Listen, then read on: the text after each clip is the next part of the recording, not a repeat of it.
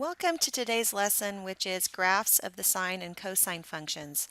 From your guided investigation, you should have learned that you can graph the sine and cosine functions by plugging in angles and getting out ratios. When you look at one period of the sine function starting at 0, its graph looks something like a sideways S, and one full cycle is completed between 0 and 2 pi. When we look at one full cycle of cosine between 0 and 2 pi, the shape looks something like a V. It's important to take note of where these two functions cross the x-axis and where they hit their maxes and mins. And you can see that when I circle these points, we wind up with what's called the 5 key points for the first period. Some of the characteristics of sine and cosine functions are they are periodic functions with a period of 2 pi. The domain of each function is all real numbers, and the range is between -1 and 1. The graph of y equals sine of x is symmetric about the origin because it is an odd function.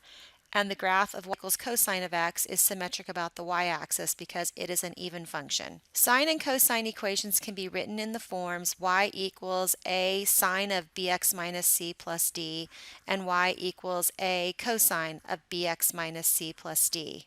And each of these four parameters cause some kind of a transformation. A causes a vertical stretch, which is called amplitude.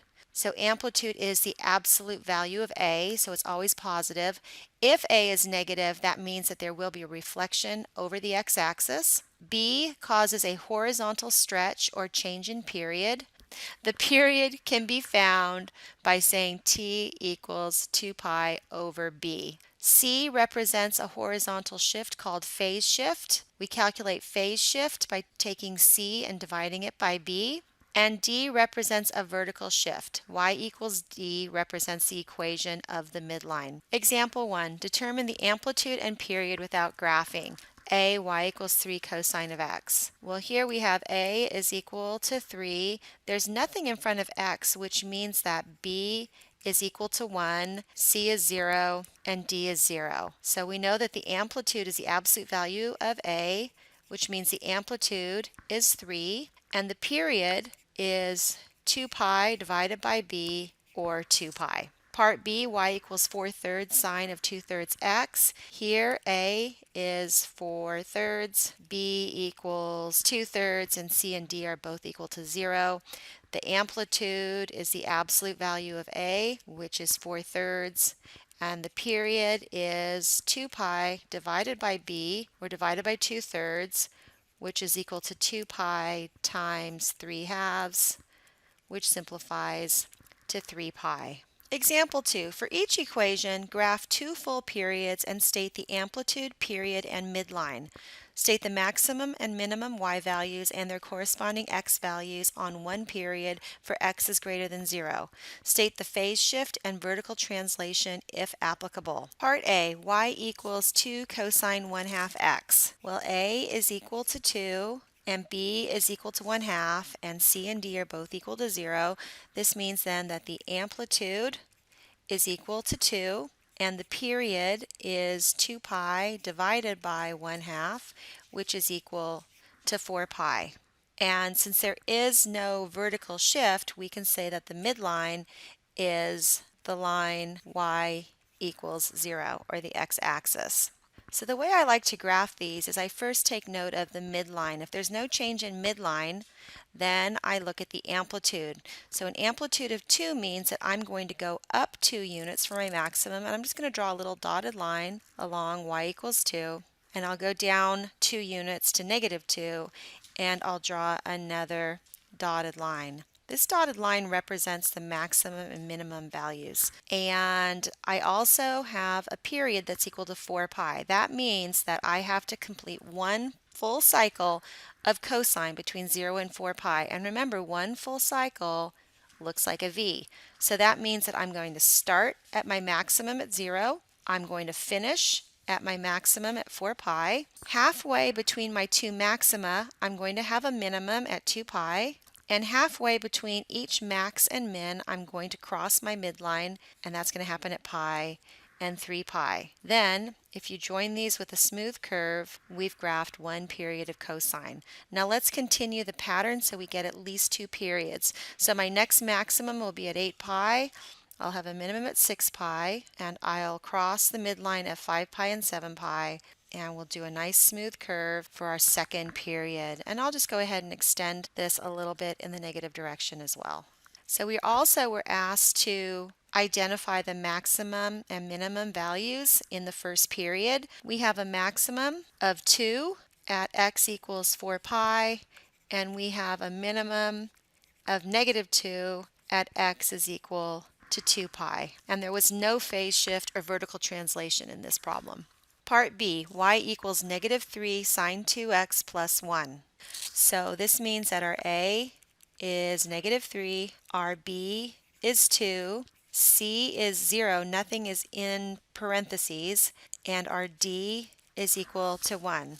So our amplitude is the absolute value of -3, or 3, but because there's a negative, we have to remember to reflect. If B is equal to 2, that means our period is 2 pi over 2, or pi. We don't have a phase shift, but our new midline is going to be the line y equals 1. So what I do here is the first thing is I deal with the change in midline. So I'm going to draw a dotted line along y equals 1. From y equals 1, I'm going to go up 3 units to my maximum, which will now be 4, and I'll go down 3 units to -2, which will represent my minimum values. We're graphing sine, and sine, one period of sine, looks like this sideways S. So sine starts at the midline, finishes at the midline, and crosses the midline halfway through the period. But we know that there's a reflection, so instead our graph for our first period should look something like this. So I'm going to start at my midline. I'm going to finish the period at my midline, which is at pi. I'm going to cross the midline halfway, which is pi over 2, but then I'm going to have a minimum that's halfway between 0 and pi over 2, which is at pi over 4, and I'm going to have a maximum halfway between pi over 2 and pi, which is 3 pi over 4. And so here's one period of our graph. And let's just go ahead and fill up the space. So I know that I'm going to keep having these places where I cross the midline, and I'm going to alternate my minima and maxima, and then just try really hard to make a smooth curve. And there's our graph. So now we also have to locate our maximum on that first period, and our max is equal to 4 at x equals 3 pi over 4, and our min is equal to -2, and that's at x equals pi over 4. And this did have a vertical shift going up 1 unit. Part C, y equals 3 sine 2x minus pi. So A equals 3, B equals 2, C equals pi, and D equals 0. So the amplitude is equal to 3. The period is 2 pi over 2, which equals pi. Our phase shift is C over B, or pi over 2, and we don't have a vertical shift, so our midline is y equals 0. So I don't have to draw a new midline, so I'm just going to go up to 3 for my maxima, down to -3 for my minima. I am graphing a sine curve, so my 5 key points will look like that. I start at my midline, I finish my period at pi at the midline, and I cross the midline at the halfway mark. I'm going to have a maximum at pi over 4 and a minimum of 3 pi over 4. Now I don't want to finish drawing this because I have not accounted for the phase shift, so I'm going to change colors. And my phase shift is a positive pi over 2, which means we're going to be going pi over 2 to the right. So every point is going to go pi over 2 to the right. Well, this isn't going to be so bad because basically this red point here becomes this one, and every intercept just moved over by pi over 2. Now what's going to happen though is that this maximum is going to go over pi over 2 and become a maximum here. This minimum is going to go over pi over 2 and become a minimum here. So here is one period of my graph, and then I'll just continue the pattern and fill up the space. So let's look at where is our maximum. Well, we have a maximum of 3 at x equals 3 pi over 4 and a minimum of negative 3 at x equals pi over 4. Part D, y equals 2 cosine 4x plus 3 pi plus 1. So A is 2, B is 4, C is negative 3 pi, and D is 1. So my amplitude is 2. My period is 2 pi over 4, or pi over 2. My phase shift is negative 3 pi over 4, and my midline is y is equal to 1. So I'll start by drawing my midline through y equals 1. I will go up 2 units to my maximum of 3, down 2 units to my minimum of negative 1. I'm graphing cosine. So cosine starts at a maximum and finishes at a maximum. So I will draw my 5 key points. I'll start at my maximum. I'll finish my period at pi over 2 at a maximum. I'll hit my minimum at pi over 4, and I'll cross my midline halfway between those 2 points. So before I join these points with a smooth curve, I am going to account for my phase shift, which says I'm going to move every point, and I'll change to green, 3 pi over 4 to the left. So each one of these tick marks, by the way, is pi over 4. So I'll take this point right here and we'll go 1, 2, 3, and then we'll take this point and we'll go 1, 2, 3, and this maximum is going to go 1, 2, 3, and here is one period of our new graph. So now I'll continue the pattern. I'll have a minimum here, a maximum here, a minimum here, a maximum here, so on.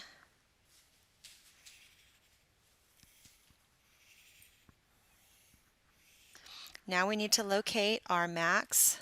So our max is equal to 3 at x equals pi over 4, and our min equals negative 1 at x equals pi over 2. Example 3, find an equation for the graph shown. Well, when we look at this graph, we're starting at a maximum and ending at a maximum. It looks like a V, so we know that this has to take the form of y equals a cosine bx minus c plus d. Now you can see that the maximum is 3 and the min is negative 3. The midline has to be halfway between those, which means it's at the x-axis. So that means that d is equal to 0. We know that the amplitude is the difference between the max and the min divided by 2. So that means that the amplitude is equal to 3. So A is equal to 3.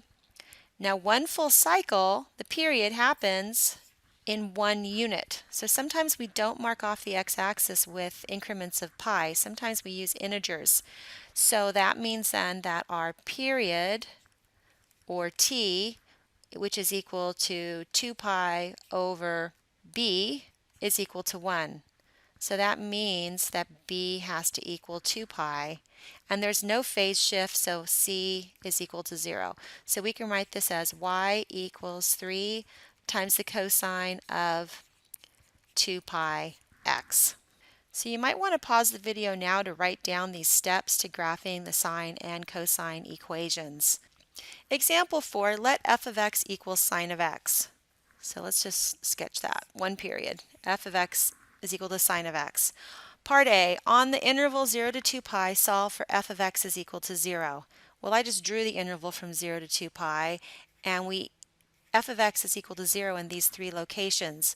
So this is going to be true when x is equal to 0, and then the halfway point, which is pi, and it happens again at 2 pi, but 2 pi is not included in the interval. So this is our answer, x is equal to 0 and pi. Part B, on the interval from 0 to 2 pi, solve for f of x equals 1/2. Well, I'm just going to roughly draw this. You can see that there are 2 places where f of x is equal to 1/2. So we have to visualize this. In quadrant 1, What angle gives us a sine that's equal to 1/2? Well, that's 30 degrees or pi over 6. And then in quadrant 2, sine is still positive, and it's equal to 1/2 when x is equal to 5 pi over 6. Part C, evaluate f of pi over 2. So we just want to find the sine of pi over 2, which we know is 1. And then finally, on 0 to 2 pi, solve for f of x is equal to root 2 over 2.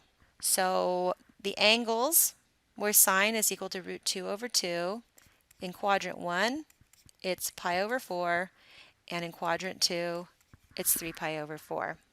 That's all for now. Thanks for watching.